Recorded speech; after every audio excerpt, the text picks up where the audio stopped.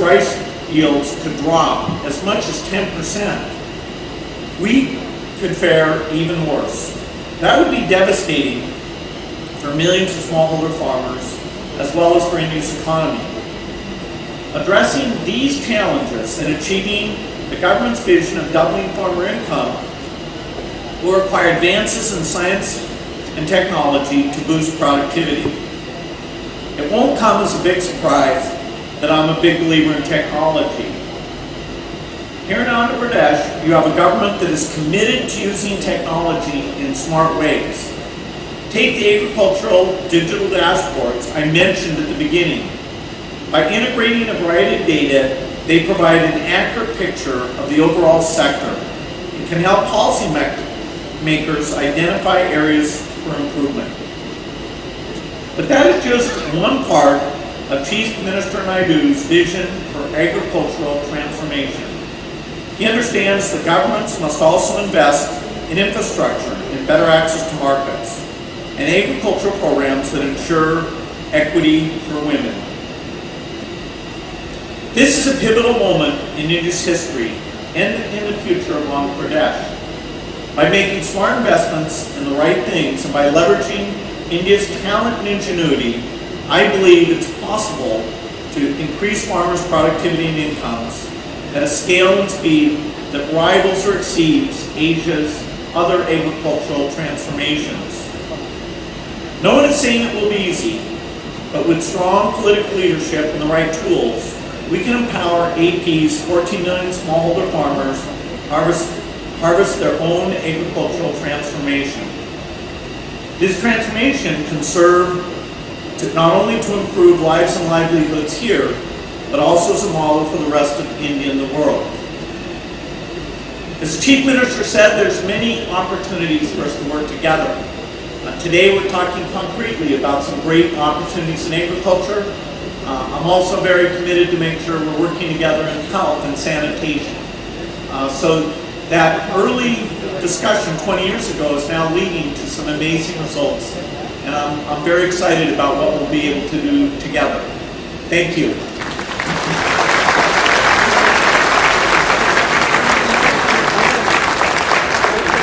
Thank you very much, Mr. Bill Gates, for sharing with us your insights on agricultural transformation and innovation in Andhra Pradesh and India. Moving ahead, ladies and gentlemen, a while back our Honorable Chief Minister was mentioning about the pitch competitions. Yesterday we organized a large address, and now I would request Bill Gates to deliver the keynote address.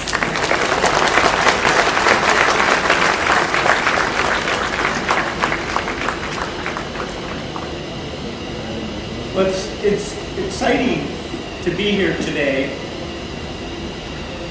and I really appreciate the incredibly kind introduction from my good friend, the Honorable Chief Minister Naidu.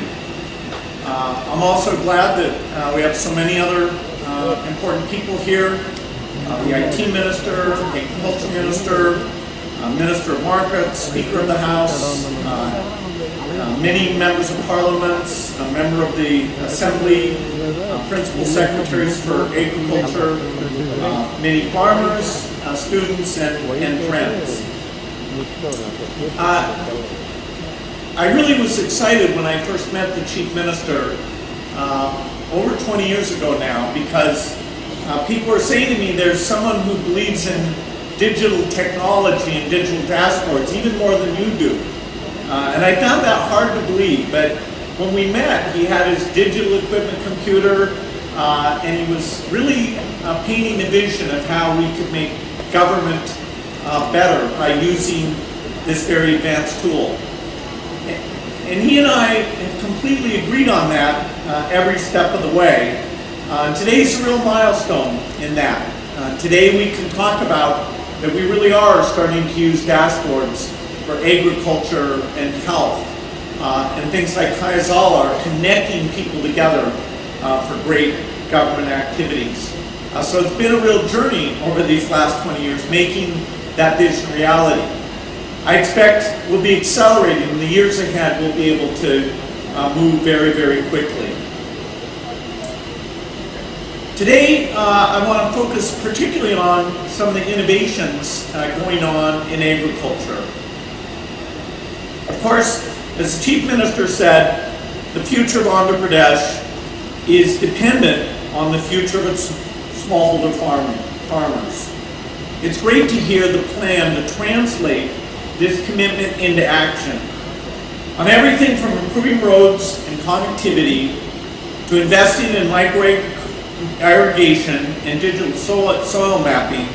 Andhra Pradesh is taking bold steps to transform the agriculture sector and set a model for others.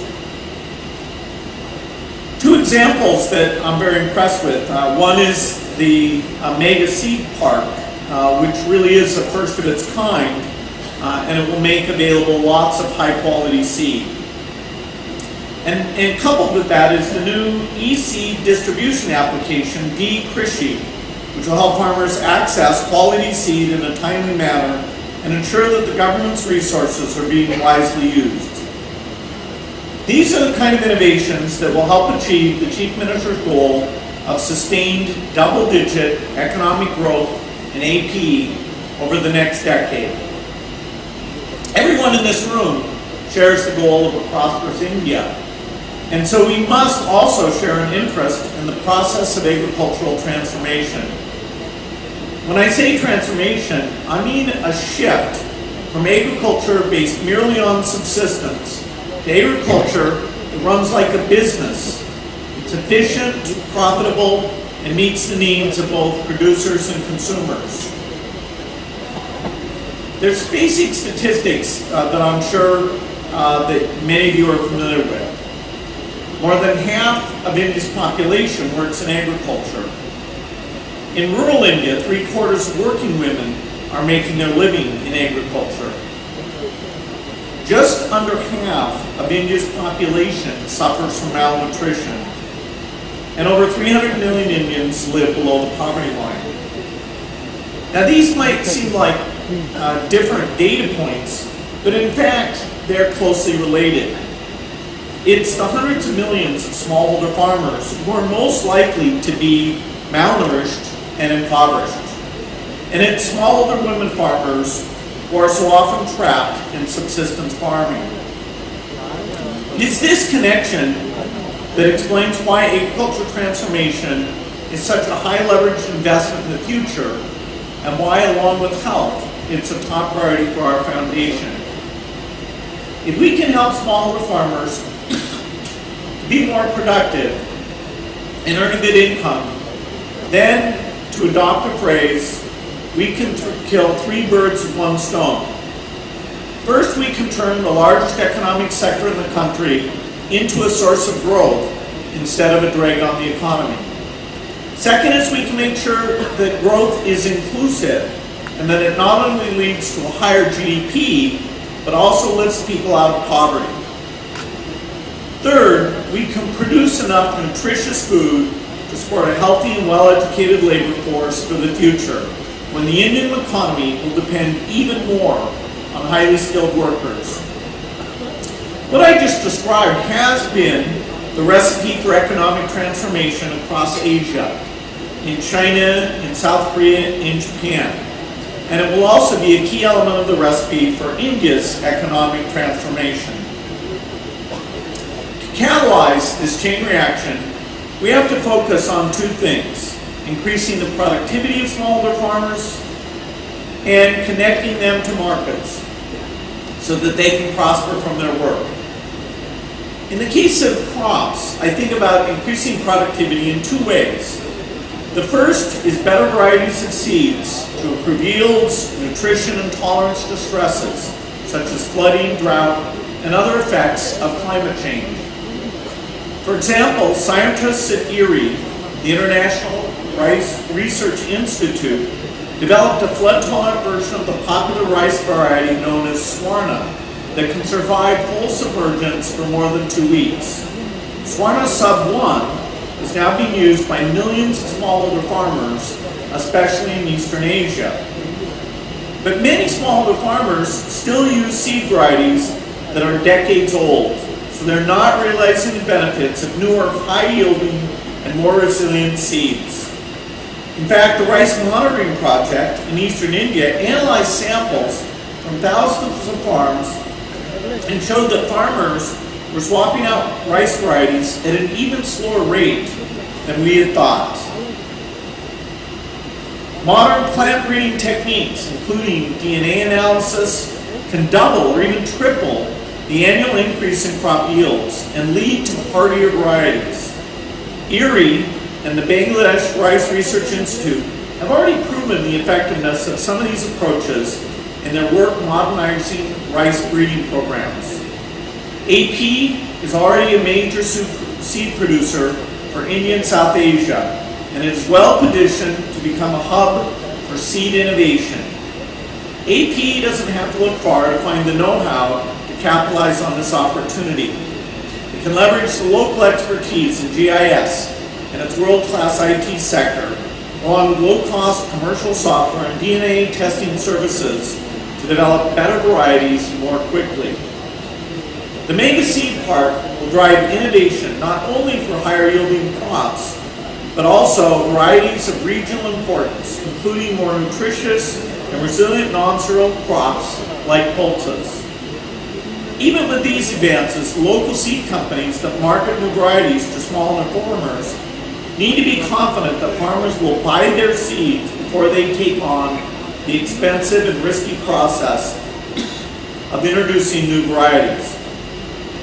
This brings me to the second way I think about increasing productivity: understanding what varieties farmers are actually growing in their field. In the U.S. Corn Belt, seed companies test new varieties on thousands of farms before they make the final choice on which ones to bring to market. For public breeding programs in AP and other parts of South Asia, this step is often missing. So most companies only sell tried and true older varieties. Imagine what would happen if every farmer in AP was growing the latest varieties bred for today's environment and production system.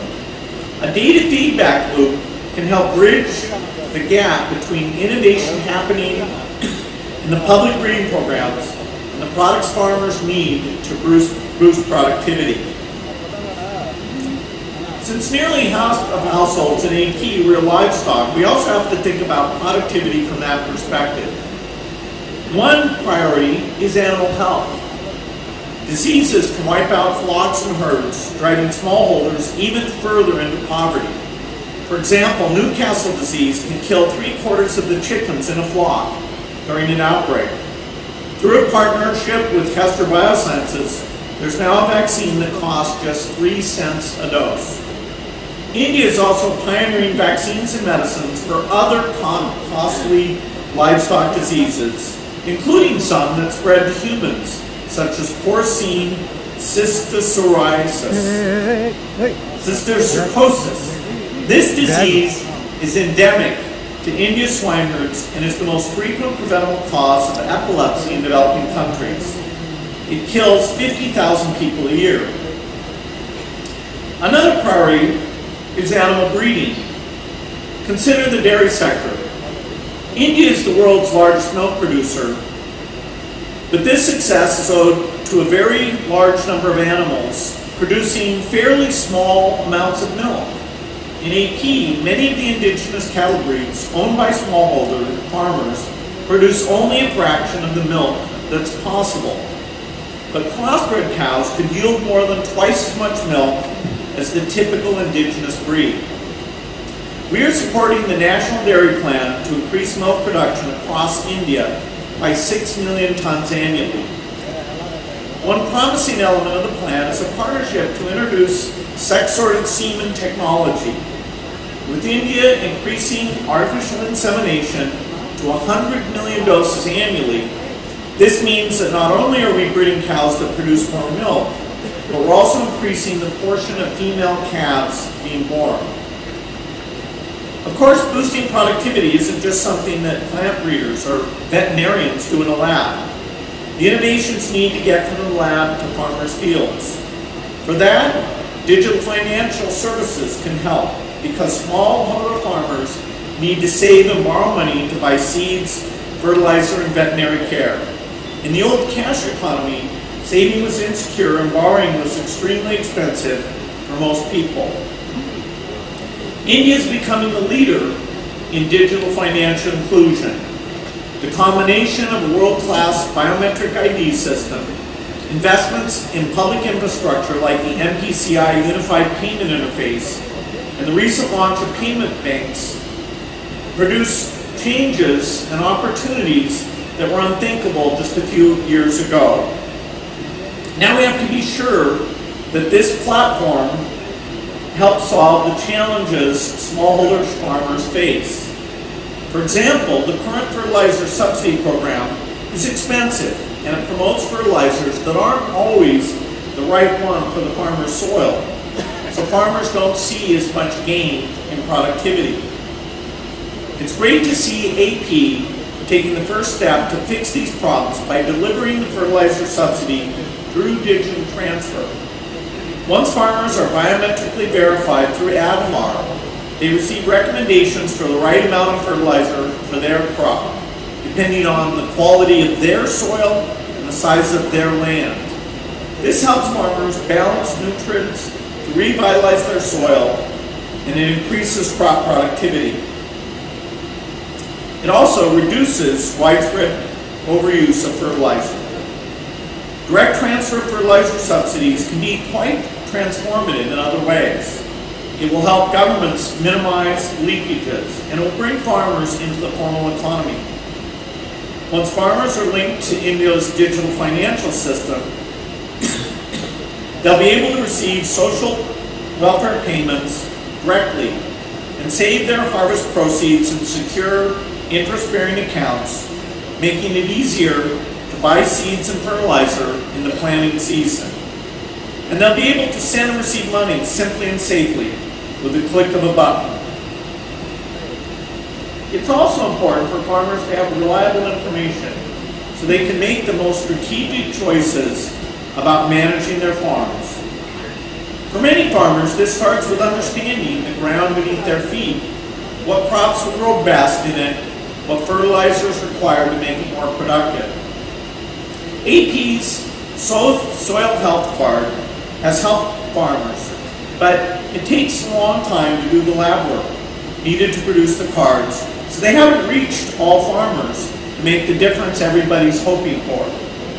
As the Chief Minister knows, innovation in soil mapping can overcome this constraint. One model is what our foundation did in Africa called the Soil Information Service, which combines satellite images with data collected from mobile phones to develop a continent-wide digital soil map. This helped reduce the cost of soil analysis in Africa from $100 per sample to less than $2. And the potential applications are far-reaching. Some fertilizer companies are using this data to develop new fertilizer blends. Based on this new data about soil and other information, it's possible to give farmers better advice about what to grow, when to harvest, and where to sell for the best price. The Sedyong app provides this kind of information to farmers in their local language. And the innovative NGO Digital Green is piloting a new tool in AP that uses remote sensing imagery and crop modeling to measure rice yields. This gives the organization real-time data about which parts of the extension services are working and which need to be improved. If you add it all together, we get farmers with better access to seeds, improved livestock breeds, better financial services to invest in these innovations, and information about how to make the best use of these investments. The next step is making sure that farmers who use these tools to grow a bumper crop or create a big dairy surplus can find customers to buy their produce at the best price. Currently, that's a challenge. Smallholder farmers face many barriers, including a lack of reliable information about prices, economies of scale, and credit financing. Obviously, a single smallholder farmer doesn't grow enough food to meet the supply requirements of a commercial buyer. There are lots of intermediaries who buy small products from groups of smallholder farmers. Farmer and producer organizations are starting to aggregate produce from small farms more efficiently and in a way that is ultimately controlled by and transparent to the farmers. There are more than 1,000 of these organizations operating in India, and some of which are a model of success. For example, with our support, the World Bank program, Jivika, bought 400 women maize farmers in Bihar together into producer organizations. They sold 3/4 of their produce through the groups, while the rest was sold in the traditional way. The pooling helped them get better prices and learn more about quality requirements of commercial buyers. In the end, they saw over 10% increase in their earnings, and that money was deposited electronically into each woman's account. This is the kind of thing we need to do for women farmers everywhere, not only because ensuring gender equity in agriculture is the right thing to do, but also because it's smart. Research shows that when women have the same access as men to agricultural resources, production on the land they farm increases 20 to 30%. Over the last century, India has made extraordinary progress in agricultural production, but it faces big challenges: a growing population, extensive malnutrition, and the real threat of climate change. It's estimated for each 1 degree centigrade rise in temperature,